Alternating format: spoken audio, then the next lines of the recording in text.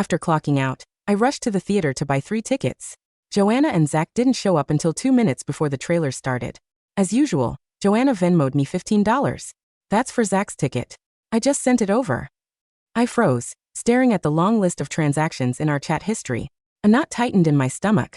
When Zack was sick, Joanna bought his medicine. When I grabbed takeout for him, Joanna covered his share. My throat tightened, and I opened my mouth to ask her why she was always paying my best friend's way. Before I could speak, Zack handed me a cold brew and held up his phone, showing his Venmo QR code. "Hey Gabe, that'll be $6. I hesitated, looking at Joanna, but she kept her eyes glued to her screen, acting completely oblivious. When my silence dragged on, Zack lowered his hand, looking a bit self-conscious. Joanna instantly snapped her gaze to me. Her forehead creased in irritation. "Just pay him, Gabe. Are you seriously going to pinch pennies over a coffee?" My head throbbed. I let out a dry, humorless laugh. She wasn't oblivious at all. I was simply never on her radar. I tapped Zack's profile and sent the money. Zack rubbed the back of his neck, looking sheepish. "Honestly, Gabe, you didn't have to. It was on me." Before his words even registered, Joanna snatched his phone and swiped to accept the transfer. It was as if she was terrified the money would slip back into my pocket if she waited another second. "Why wouldn't he pay?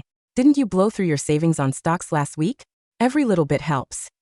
She knew the intimate details of his finances, understanding his life better than I did.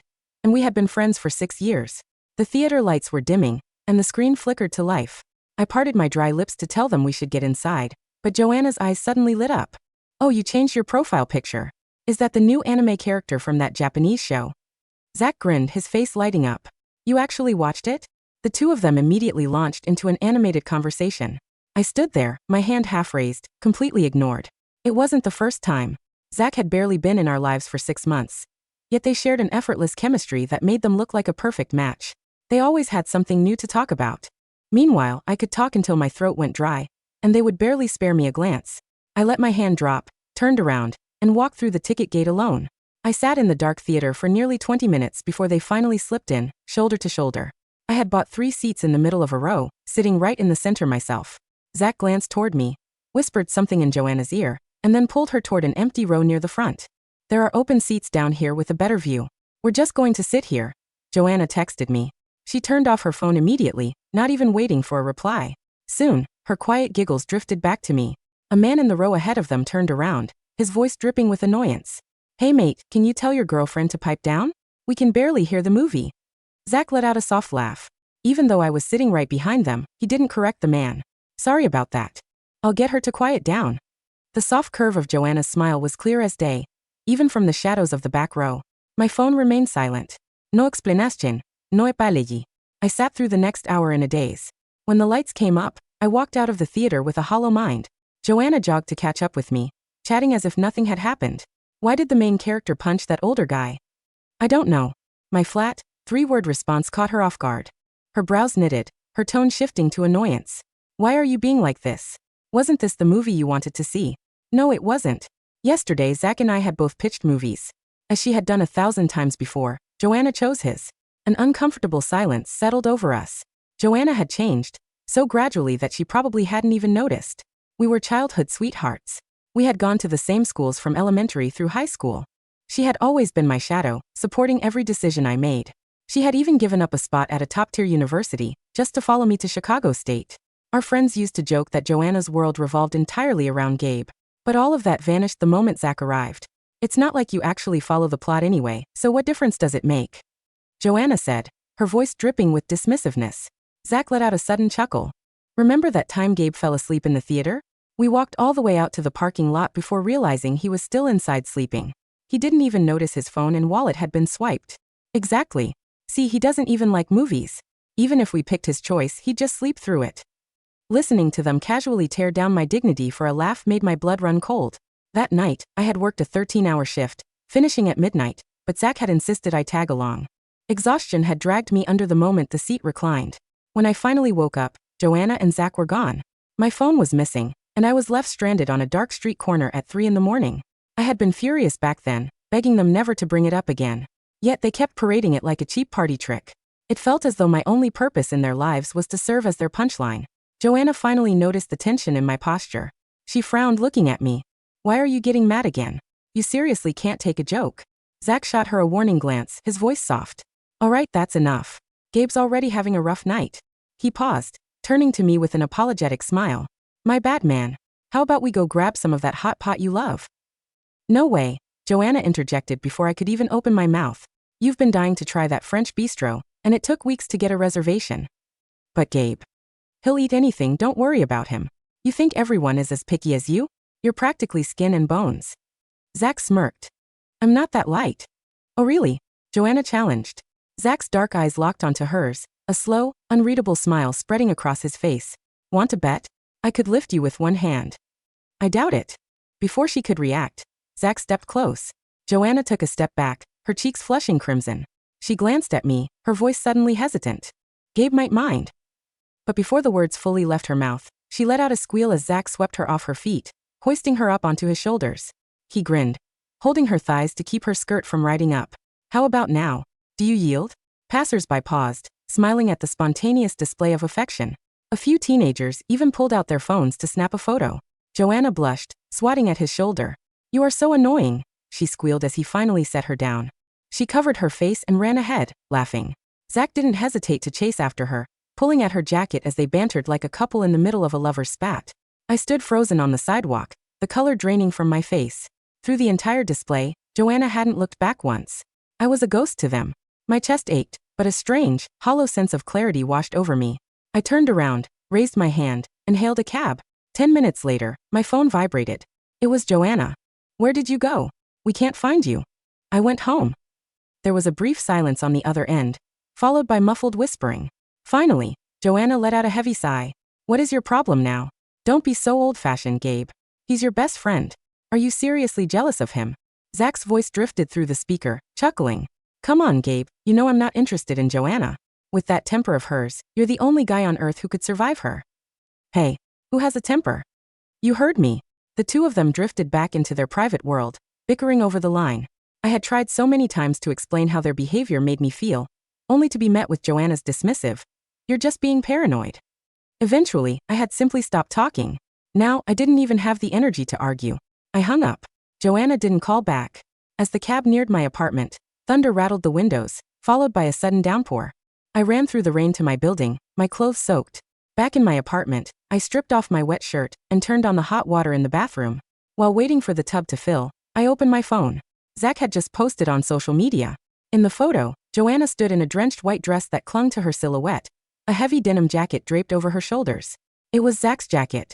Joanna was a germaphobe who refused to touch anyone else's clothing, yet there she was wrapped in his coat. Zack's caption read, "Drenched like drowned rats today." A mutual friend had commented, "Get inside before you catch a cold." Zack had replied, "Already checked into a hotel, we're good." The bathwater overflowed, splashing against the tiles with a steady, heavy rhythm. I shivered, staring at the screen. Then I turned off the tap, stepped into the tub, and let the warmth sink into my skin. Joanna didn't come home that night. And for the first time in my life, I didn't ask where she was. I actually slept incredibly well. The next morning, the front door clicked open. "Gabe, we brought breakfast. Coffee and bagels." Joanna walked into the living room, heading toward me with a soft expression, as if she wanted to say something. I stood up, stepping past her to go to the bathroom. Joanna froze, but then she turned to Zack, a look of triumph on her face. "See, I told you. He's overthinking things again. You owe me." Zack smirked, pocketing his hands. "So I get to keep it." "Ah bet ça bet." Zack walked straight past me into the study and picked up the vintage camera sitting on the shelf. It was a gift from my father for my 18th birthday. A sharp ache throbbed behind my eyes. "What are you doing?" Zack paused, his hand hovering over the leather strap, his voice losing its confidence. "Joanna lost the bet, so the camera is mine now. Unless you mind, Gabe? If it makes you uncomfortable, I can put it back." "Then put it back," I said.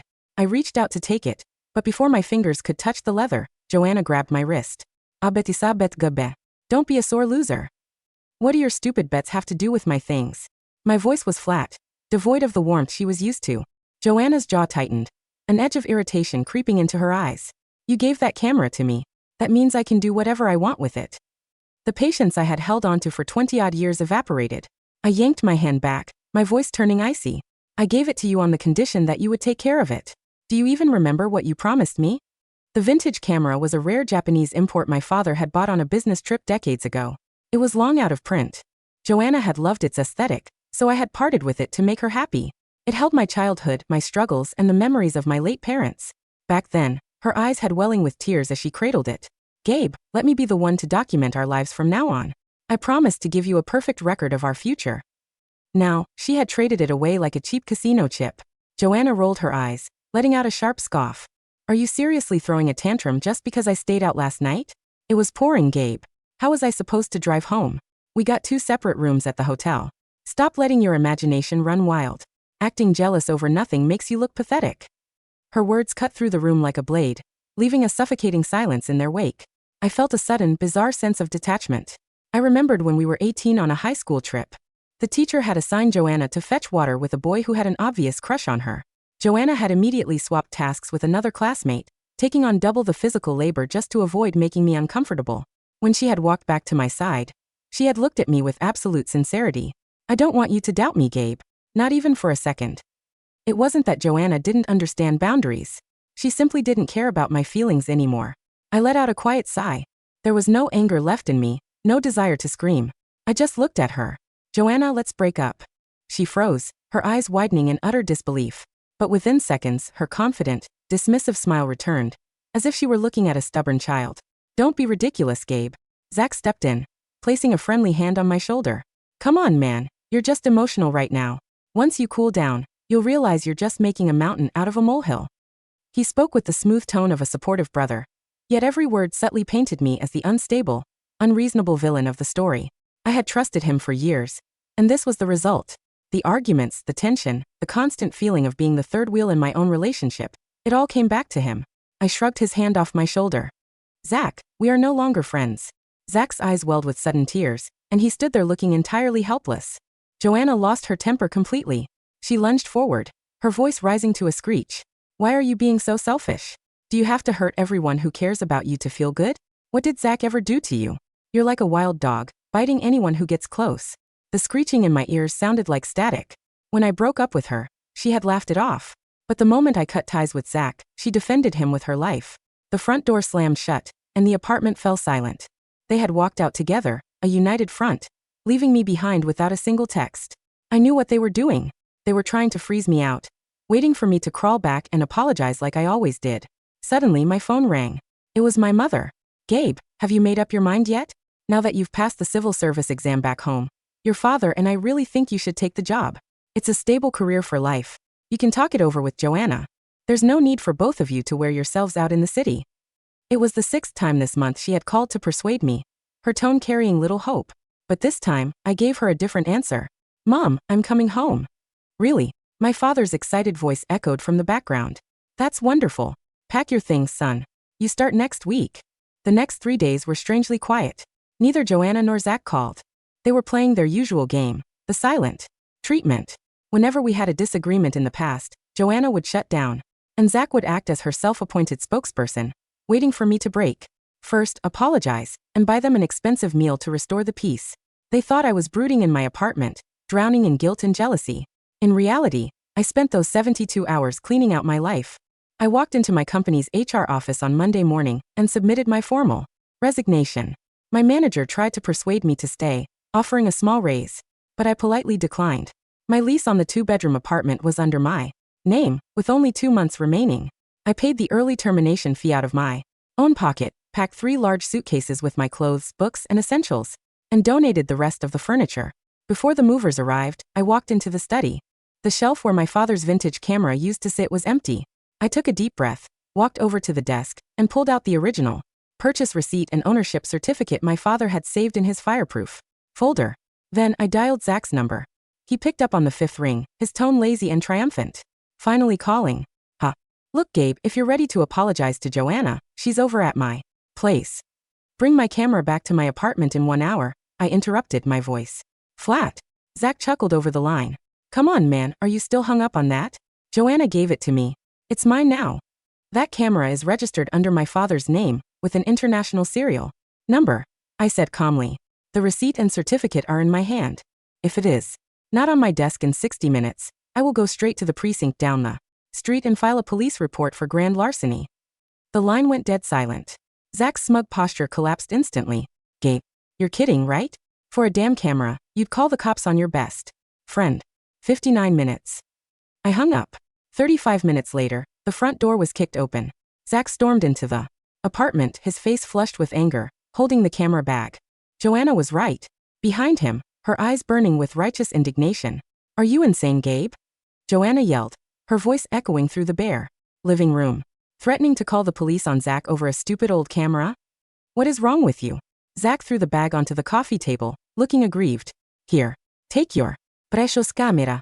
I can't believe you'd ruin 6 years of friendship over a piece of metal. I picked up the leather bag, unzipped it, and inspected the body and lens. The casing had a fresh scratch near the shutter button, likely from Zack recklessly tossing it around. My heart pinched, but I kept my face blank. I zipped it back up and placed it safely into my backpack. Thank you, I said softly. Joanna looked around the living room, finally noticing the stacks of packed cardboard boxes and my 3 suitcases sitting near the entryway. Her brow furrowed, a flicker of confusion crossing her face. What are all these boxes for? She asked, her voice dropping slightly. Are you getting the place deep cleaned? I'm leaving, I said. Joanna let out a sharp scoff, crossing her arms. Leaving? To where? The hotel. Down the street? Gabe, stop throwing a temper tantrum like a toddler. You're 30 years old. I resigned from my job, I said, meeting her eyes. I handed in my notice to the landlord. I'm moving back to my hometown on Thursday. Joanna's confident smile froze. She stared at me, waiting for the punchline, but my eyes held no hesitation, no emotion, and no anger. For the first time in 20 years, she saw a version of me that didn't revolve around her. Silence stretched across the empty apartment, heavy and suffocating. Zack was the first to laugh, though it sounded forced and hollow. Moving back home? Gabe, stop bluffing. You've been in Chicago for 6 years. Your entire career is here. My civil service transfer went through, I replied, grabbing my jacket from the rack. I report to the municipal office next Tuesday. Joanna stepped forward, her face turning pale. She reached out to grab my sleeve, but I instinctively took a step back, letting her hand fall into thin air. Her fingers trembled slightly. What about us, Gabe? What about our apartment? What about our plans to buy a condo next year? There is no us, Joanna, I said, my tone as polite and distant as if I were speaking to a stranger. I broke up with you 4 days ago. I meant it. You broke up with me because you were mad. Her voice cracked, rising in desperation. Couples fight all the time. You can't just pack up and leave over a petty argument. It wasn't an argument, I said gently. I just finally realized that you don't love me, and I don't want to waste any more of my life being your second choice. I do love you, she shouted, her eyes welling with sudden tears. Zack is your friend. I was just trying to be nice to him because of you. Zack shifted uncomfortably behind her, his face darkening. Hey Joanna, don't drag me into this. Shut up, Zack, she snapped at him without turning her head. I looked at the two of them, the girl I had cherished since childhood, and the guy I had called a brother for 6 years.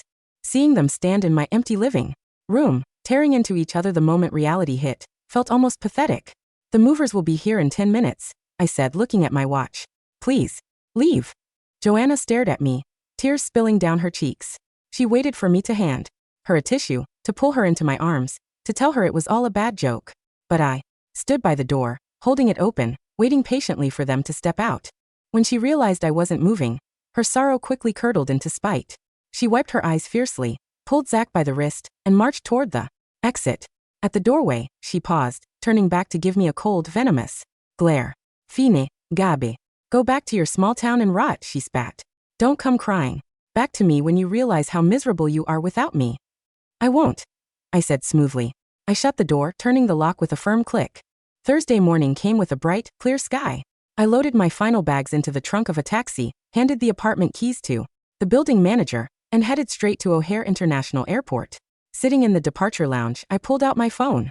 I unlinked my shared credit cards with Joanna, transferred my half of the utility deposits to her Venmo, and then systematically blocked Zack's number, his social media accounts, and his messaging profiles. As for Joanna, I didn't block her. I simply turned off all notifications for her chat and set her profile to mute.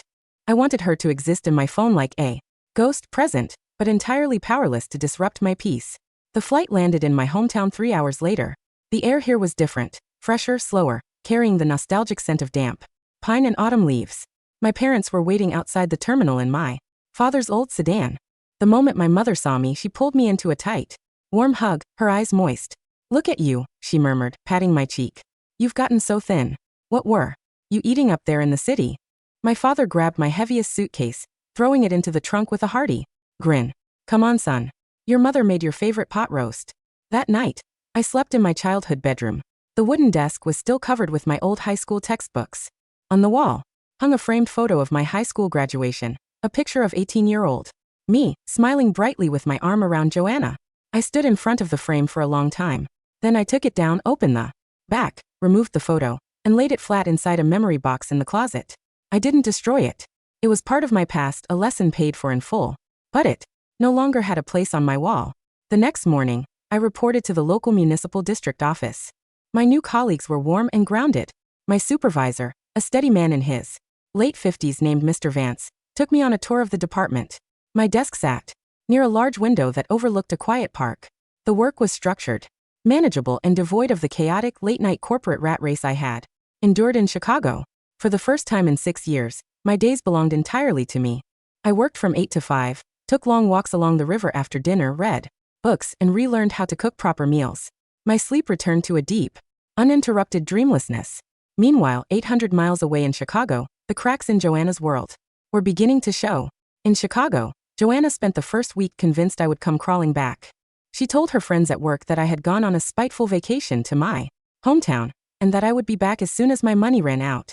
She posted photos on Instagram of herself at upscale dinners with Zack, captioning them, "Living my best life without the dead weight." She waited for my jealous comment. She waited for my desperate text.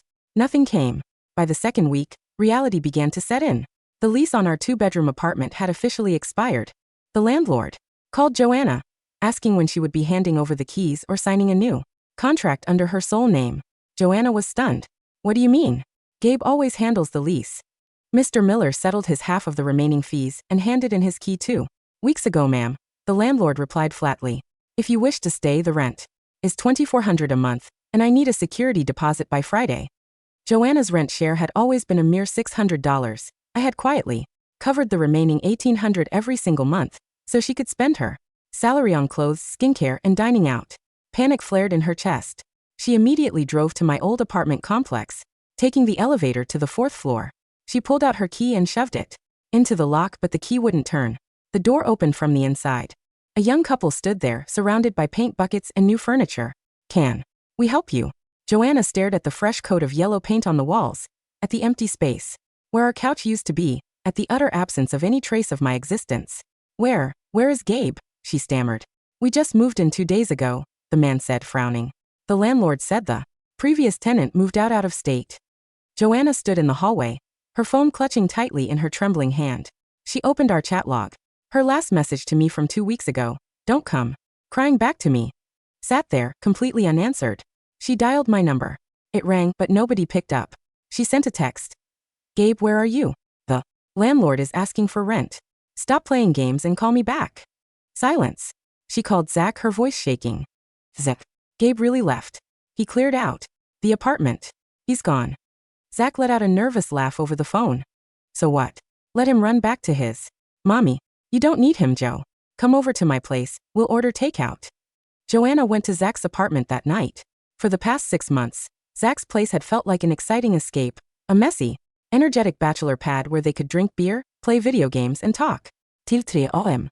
But tonight, walking in with her heavy work bag, the apartment smelled of stale garbage and dirty laundry. Zack was sitting on the couch in his undershirt, eyes glued to a gaming monitor. Hey, he said without looking up. Grab us a couple of beers from the fridge. Will you? Oh, and the landlord sent the utility bill today. Can you Venmo me $100? Joanna froze in the kitchen doorway. In 6 years, I had never once allowed a bill to reach her desk. Whenever she came to my apartment after a long day of work, there was a hot meal waiting on the table, her favorite tea brewing, and a quiet, spotless home. She looked at the greasy pizza boxes piled on the counter, then at Zack's slumped shoulders. A sudden, sharp coldness crept into her stomach. A month passed. Autumn settled deeply into my hometown. The maple trees along the river turned a brilliant, blazing crimson. My life had settled into a comfortable, peaceful rhythm. I had formed a small circle of friends at the municipal office, including a quiet, sharp-witted archivist named Clara. We often spent our lunch breaks sitting on the park benches discussing local history, photography, and books. Clara noticed my camera bag one afternoon. Is that a Leica M3? I blinked, surprised. You recognize it? She smiled, leaning back against the bench. My grandfather was a photojournalist. I grew up around manual film cameras. Yours is in pristine condition. We spent the next hour talking about aperture settings, darkroom techniques, and film stocks. There was no posturing, no hidden competition, no need to tiptoe around fragile egos. Sitting beside Clara, I realized what a normal, healthy connection felt like. It didn't drain your battery, it recharged it. That evening, I was sitting at home, helping my mother clean up the dinner dishes, when my phone vibrated on the counter. It was an email notification. I opened it. It was from the Chicago State Alumni Association, forwarding a mass message sent by Joanna. Her name on the screen sent a faint, distant ripple through my chest, but nothing more. Curious, I clicked on the attached social media link. Over the past 4 weeks, Joanna's social media feed had undergone a frantic, chaotic spiral. The lavish restaurant posts were gone. In their place were angry, vague text images. People only realize what they had when it's gone. 6 years of devotion, thrown away over a misunderstanding. Some men are so small-minded they can't stand seeing you happy. Below her posts, our mutual friends in Chicago had stopped commenting. One of my old college roommates, Mark, sent me a private text message out of the blue. Gabe, man, what happened between you and Joanna? She showed up at my office last Friday asking if I had your new address. I replied, we broke up. I moved back home. Mark sent back a string of shock emojis. Bro, she told everyone you were just on a business trip. And get this, Zack tried to borrow $5,000 from me last week claiming he needed it for an investment. I told him to beat it. Is it true he was living off your money? I stared at the screen, a dry laugh escaping my lips. I typed back. I paid for his rent, his takeout, and his bar tabs for 6 months. Because I thought he was my friend. Lesson learned. Mark replied instantly. What a pathetic parasite. No wonder Joanna looks miserable. Every time I see them together now, they're screaming at each other in public. I set the phone down, feeling no satisfaction, only a quiet, profound sense of closure. The parasites had lost their host. It was only a matter of time before they turned on each other. The breaking point came in late October. Without my income to subsidize their lifestyle, Joanna and Zack's glossy fantasy completely unraveled. Joanna had been forced to move into a tiny, cramped studio apartment near the edge of the city.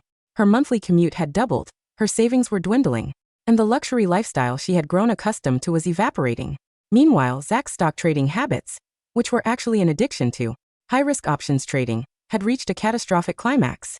He had lost $20,000 in a single week. Desperate to cover his margin calls, he went to Joanna's studio, begging her to lend him her emergency savings. Just $10,000, Joe, Zack pleaded, holding her shoulders in her cramped kitchenette. I just need to hold the position until Friday. I'll pay you back double. Joanna stared at him, looking at his bloodshot eyes, his greasy hair, and his sweat-stained collar. The charming, effortless, carefree guy who had swept her up onto his shoulders 6 months ago had completely vanished.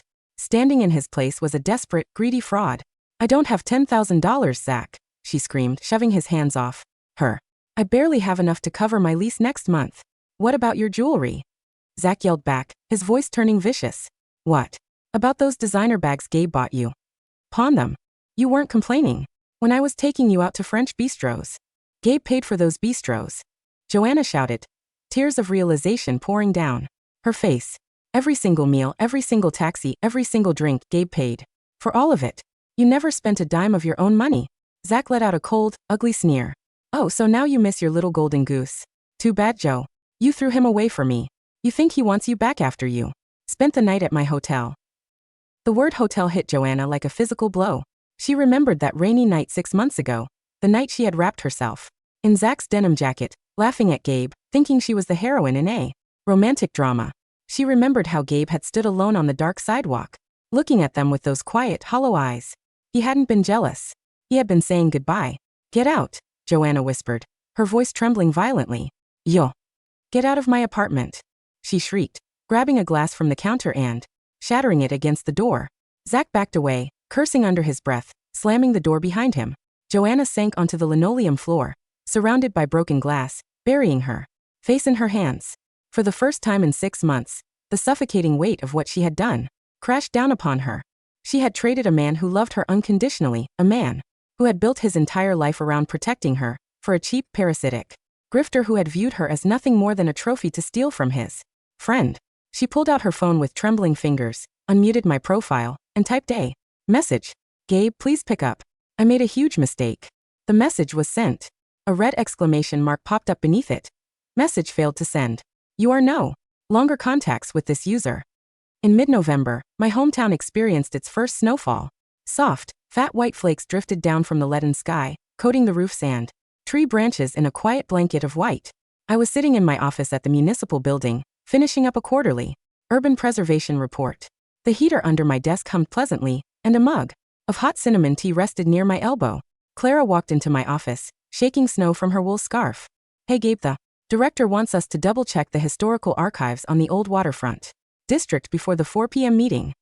On it, I smiled, grabbing my notebook and stepping out into the hallway. As we walked down the marble stairs toward the lower archive floor, the security guard at the front desk called out to me.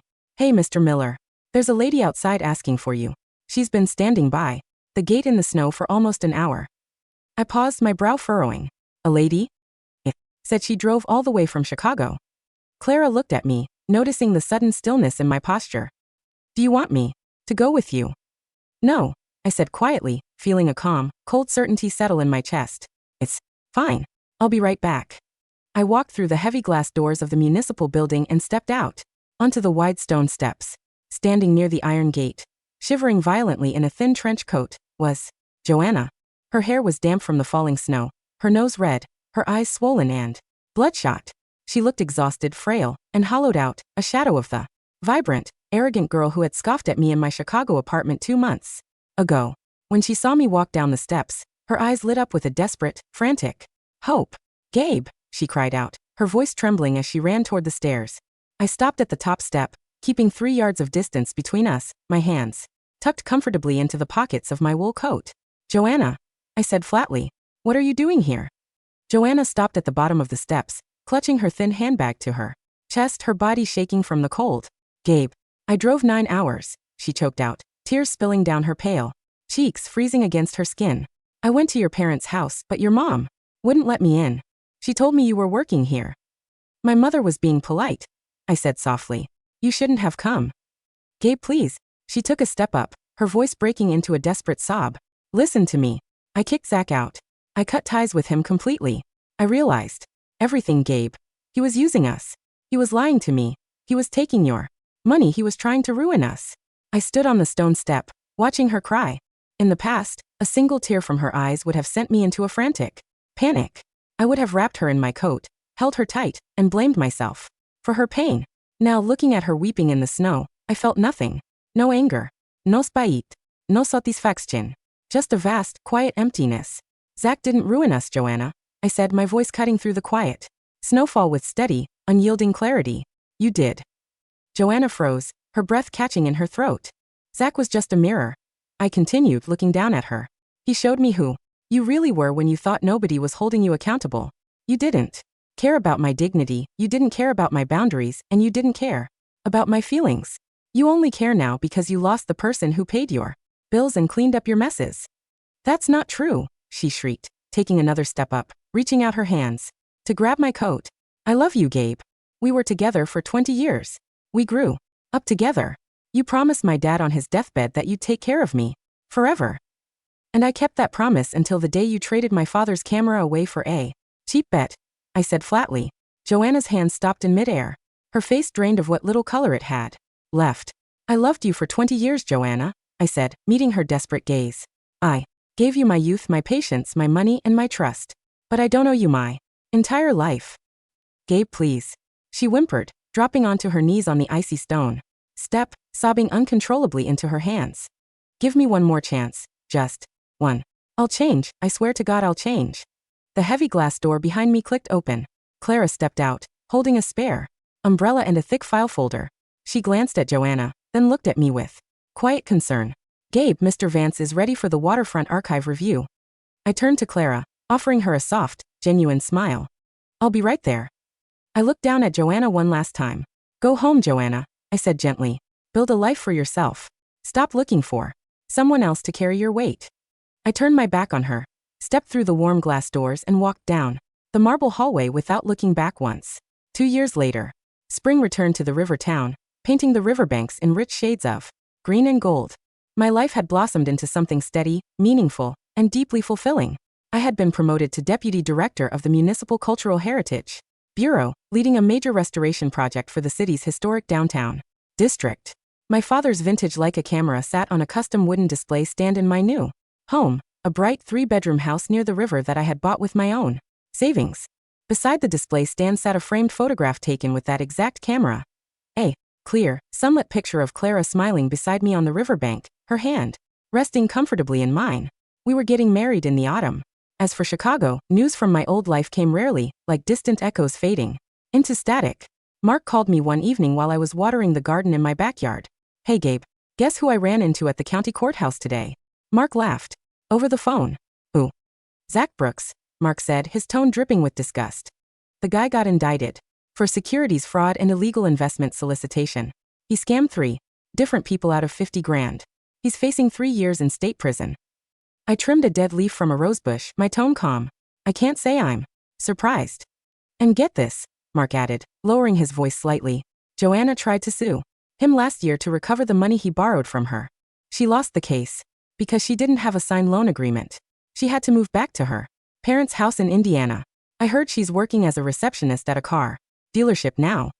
I looked up at the warm evening sky, watching a flock of birds fly across the orange sunset. There was no sting left in those names. They belonged to a completely different chapter, a ghost story from a life I had long since outgrown. "Thanks for the update, Mark," I said softly. "Hope you're doing well." "Doing great, man. Give Clara my best." I hung up the phone, tucked it into my pocket, and walked inside. Clara was in the kitchen, setting a platter of roasted chicken and fresh salad on the dining table. The warm light from the chandelier bathed the room in a gentle, inviting glow. She looked up at me, her eyes crinkling with a warm, radiant smile. "Dinner's ready. How was your afternoon?" I walked over, wrapped my arms around her waist, and kissed her forehead softly. "It was perfect," I whispered. I pulled out a chair, sat down beside the woman who loved me for who I was, and took my place at the table. Finally home, finally free, and deeply, unshakably whole.